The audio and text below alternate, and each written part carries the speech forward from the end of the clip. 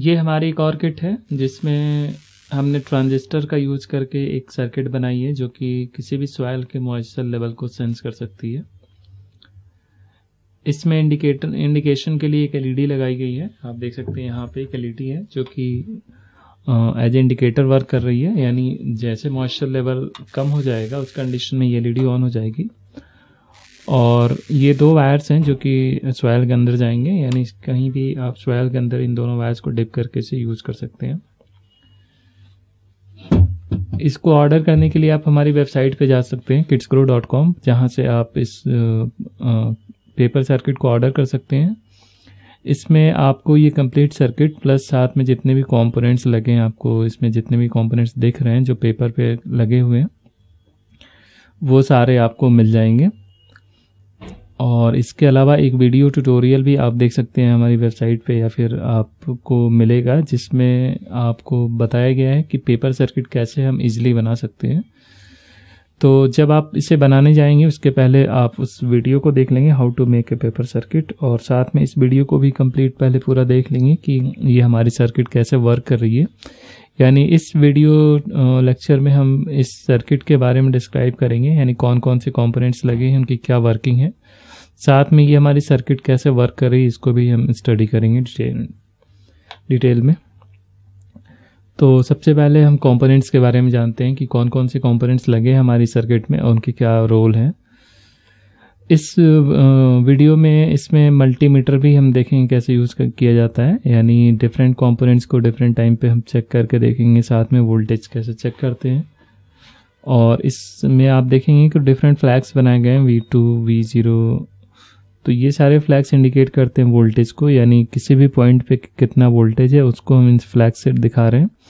यानी ये voltage points होते हैं बेसिकली, जिनको टेस्ट करके आप ये पता कर सकते हैं कि आपकी सर्किट में अगर कोई प्रॉब्लम है कि नहीं है, या फिर कहाँ प्रॉब्लम है।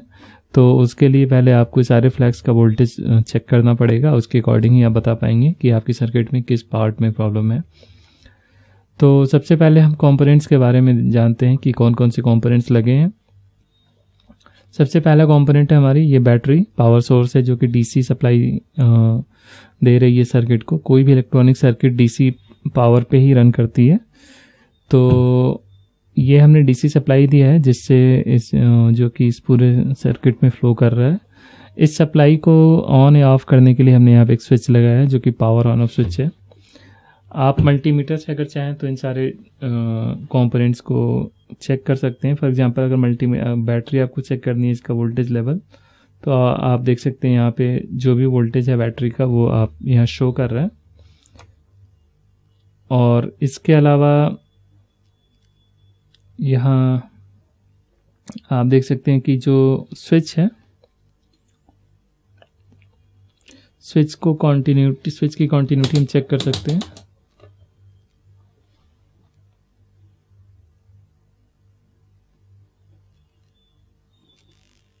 ये देख सकते हैं स्विच ऑफ है। जब हम ऑन करेंगे तो ये बजर हमारा बीप कर रहा है, यानी मल्टीमीटर को हमने कॉन्टिन्यूटी पॉइंट पे रखा, उस कंडीशन में ये बजर बीप कर रहा है और हमारी जो स्विच है वो शो कर रहा है कि स्विच हमारा ऑन हो चुका है। यानी स्विच अगर सही होगा तो ऑन होने की कंडीशन में बजर हमारा कंटिन्यूअस शो करेगा। इसके अलावा जो भी कंपोनेंट्स हैं, फॉर एग्जांपल एक रेजिस्टेंस लगाया है यहाँ पे हमने। रेजिस्टेंस का काम करंट को रजिस्ट करना होता है, तो यहाँ पे हमने एक करंट को मिनिमम वैल्यू से ज़्यादा फ्लो ना हो उसके लिए हमने एक यहाँ पे करंट ब्लॉकिंग एलिमेंट यानी रेजिस्टेंस लगाया। 10 किलो ओम का रेजिस्टेंस है ये इस ट्रांजिस्टर के बेस में एक लिमिटेड अमाउंट से ज़्यादा करंट को फ्लो होने नहीं देता है, अदरवाइज ये ट्रांजिस्टर ख़राब हो जाएगा। और इसके साथ ये भी लगा है तो ये भी ख़राब हो जाएगा।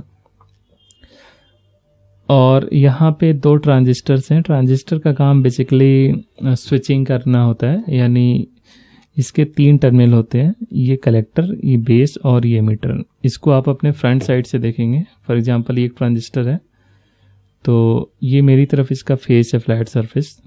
तो लेफ़्ट साइड से जो पहली पिन होगी, यानी ये वाली पिन, वो कलेक्टर है, फिर बेस और फिर emitter.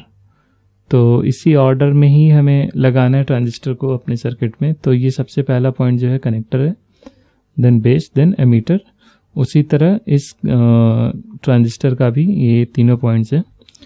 Transistor basically base current को एम्पलीफाई करता है और यहाँ पे जितनी करंट फ्लो होती है उसी के प्रोपोर्शनल कलेक्टर से एमीटर की तरफ करंट फ्लो होती है। लेकिन उसका मल्टीप्लिकेशन काफ़ी हाई होता है, यानी यहाँ पे अगर आप मान लीजिए 1 मिली एम्पियर करंट फ्लो हो रही है तो यहाँ पे almost 100 milliampere current flow होगी। तो इसकी वजह से ये काफ़ी ज़्यादा लोड को ड्राइव कर सकता है। तो बेसिकली यहाँ पे हमने 2 ट्रांजिस्टर्स लगाए हैं। ये जो पेयर आपको दिख रहा है इसको डार्लिंगटन पेयर ऑफ ट्रांजिस्टर कहते हैं। तो इस पेयर में करंट का जो एम्प्लीफिकेशन फैक्टर है वो दोनों का मल्टीप्लिकेशन हो जाता है इंडिविजुअल करंट एम्प्लीफिकेशन का, यानी इसका 100 और 100 है तो दोनों का मल्टीप्लाई होकर 10,000 हो जाएगा ऑलमोस्ट। तो इससे करंट काफ़ी बढ़ जाती है आउटपुट पे, और एक कम किसी भी हल्के से सेंसिटिविटी को भी ये हमारी सर्किट रीड कर सकती है। तो यहाँ पे हल्की सी भी अगर बेसिक जो हमारा वर्किंग है उसमें ये है कि अगर बेस पे करंट फ्लो हो रही है तो ये ट्रांजिस्टर ऑन होगा और फिर उसके वजह से ये भी ऑन होगा, एलईडी ऑन हो जाएगा। अगर कोई करंट फ्लो नहीं हो रही है उस कंडीशन में ये भी ऑफ रहेगा, ये भी ऑफ रहेगा, एलईडी ऑफ रहेगी, यानी बेसिकली यहाँ से कोई करंट फ्लो नहीं होगी। तो यहाँ पे LED as a indicator work कर रहा है और एलईडी के 2 टर्मिनल होते हैं, कैथोड और एनोड। तो एनोड जो होता है वो बड़े वाले लेग को कहते हैं। यहाँ पे आप देख सकते हैं ये एनोड है और ये कैथोड। तो करंट जब भी फ्लो होगी हमेशा ही एनोड से कैथोड की तरफ फ्लो करती है, और एक लिमिटेड अमाउंट से ज़्यादा करंट फ्लो ना हो एलईडी में, उसके लिए सीरीज में एक रेजिस्टेंस हमने लगाया हुआ है और ये 1 किलो ओम का रेजिस्टेंस है। तो जो ओवरऑल वर्किंग है उसको हम ऐसे एक्सप्लेन कर सकते हैं कि जब कोई भी करंट जब ये हमारे दोनों वायर्स मॉइस्चर में रहते हैं तो हमें जूम कर सकते हैं दोनों कॉन्टिन्यूअस हैं, यानी ये दोनों पॉइंट्स आपस में कनेक्टेड हैं। क्योंकि वाटर या मॉइस्चर करंट को फ्लो होने देता है तो उस कंडीशन में यहाँ का वोल्टेज 0 रहेगा, यहाँ का वोल्टेज 0 तो एलईडी ऑफ रहेगी। लेकिन जैसे ही कॉन्टिन्यूटी ब्रेक होगी, यानी सॉइल मॉइस्चर अगर कम हो जाएगा, ड्राई हो जाएगा सॉइल, तो ये दोनों डिसकंटिन्यूअस हो जाएंगे, उस कंडीशन में एलईडी ऑन हो जाएगी। यहाँ पे हम शो कर सकते हैं इसी कॉन्सेप्ट को।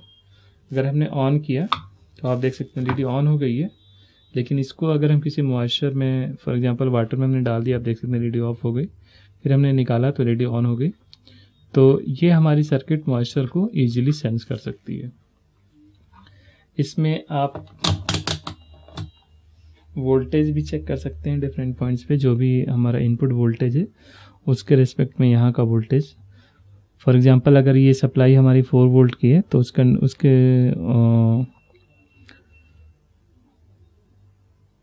उसके रिस्पेक्ट में, यानी ये हमारा कॉमन पॉइंट हो गया क्योंकि यहाँ पे ये कॉमन पॉइंट से जुड़ा हुआ है, और यहाँ पे हम देखेंगे जो भी वोल्टेज है